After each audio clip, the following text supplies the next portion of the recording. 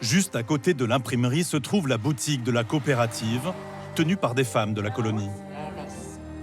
Ça fait 150, s'il vous plaît. J'aime bien ça, oui. Elles sont 4 à y confectionner des pâtisseries. À Méthane, les femmes ont le droit, comme les hommes, de travailler à autre chose qu'aux tâches domestiques. Leur place est même importante dans l'économie de la communauté. J'adore être ici.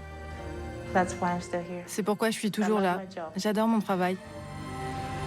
Ainsi, certaines travaillent également dans un magasin ménonite en plein centre-ville, perdu parmi des commerces argentins. Nous essayons généralement de nous rendre au travail vers 7h30 et nous sommes ouverts jusqu'à 22h. Une longue journée de travail. Oui, c'est une longue journée, mais on a une sieste au milieu. Ça aide. À quelques rues de la boutique vit Martha, la sœur de Titus. Bonjour. Bonjour Martha. Suivez-moi. Ancienne professeure d'anglais dans la colonie, elle continue de donner des cours aux enfants. Le frère et la sœur vivent ensemble, car Martha a fait le choix de ne jamais se marier. Ce n'est pas comme si personne ne me l'avait jamais demandé. Mais si je me marie, je veux avoir l'impression que c'est ce que le Seigneur a voulu pour moi. Et être heureuse. Mais le bon ne s'est pas encore présenté à moi.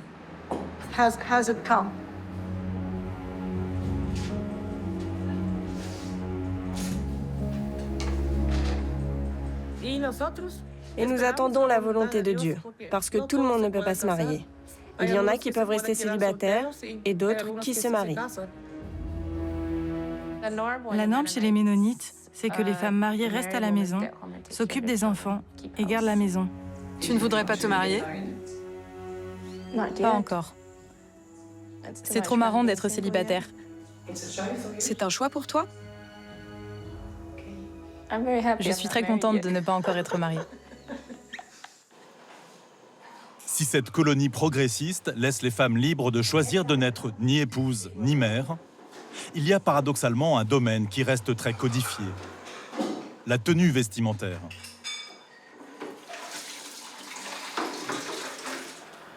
Les femmes doivent porter des robes amples, les pantalons et les couleurs vives sont interdits. Le rouge ou le marron. J'adore ce genre de couleur. J'adorerais m'habiller comme ça, mais ce n'est pas autorisé. Et donc, je ne vais pas m'habiller comme ça. Et comme chez les rigoristes, les femmes portent un petit voile et ne doivent ni montrer ni couper leurs cheveux.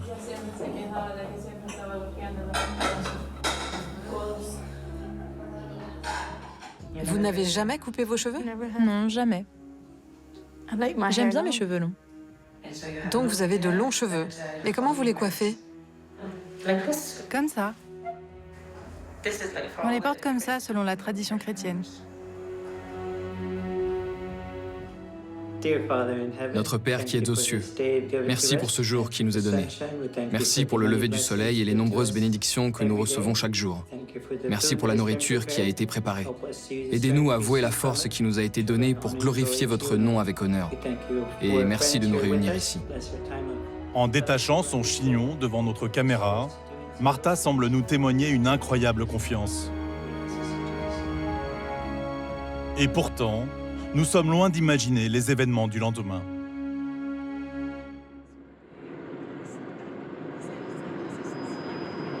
Ce jour-là, Titus nous a donné rendez-vous à l'église pour filmer la messe. Vu nos difficultés jusqu'à présent, c'est inespéré. Nous l'attendons près de 2 heures, mais personne ne vient. Et il ne répond plus au téléphone.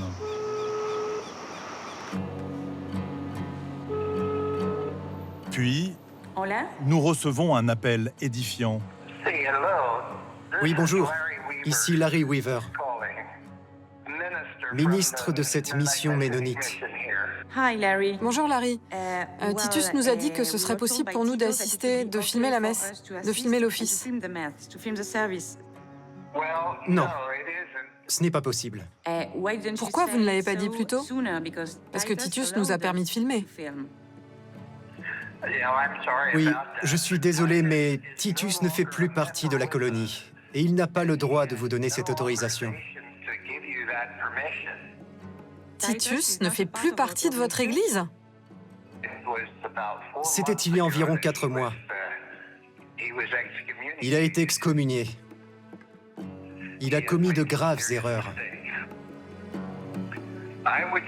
Je vous suggère de ne plus vous intéresser à ce sujet. Nous ressentons vos questions comme une intrusion pour notre communauté.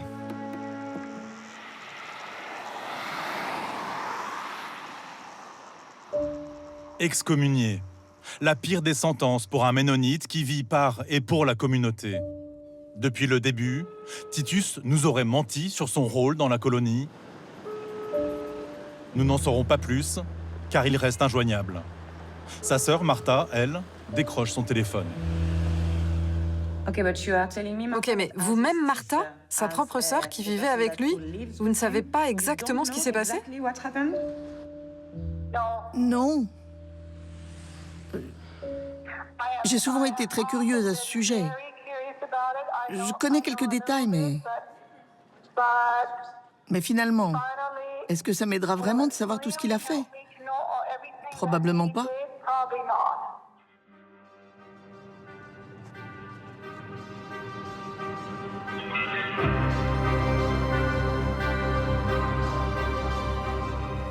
Le lendemain, contre toute attente, Martha tient sa promesse de nous faire rencontrer des nouveaux arrivants.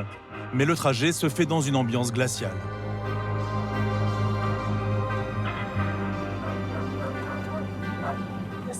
C'est là qu'ils vivent.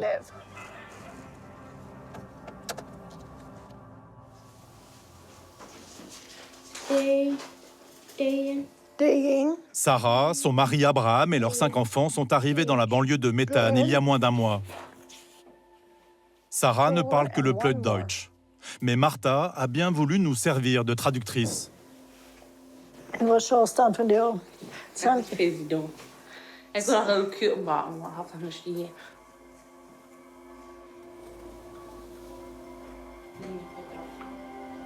D'où vient cette famille?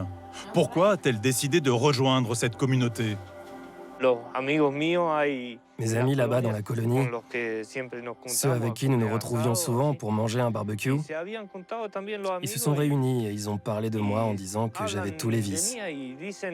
La bière, les cigares et la coca.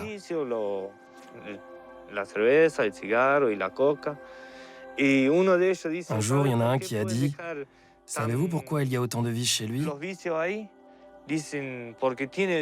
Parce qu'il y a le diable en lui. C'est pour ça qu'il a ses vices. » Donc ça veut dire que j'ai le diable en moi, c'est ça, non?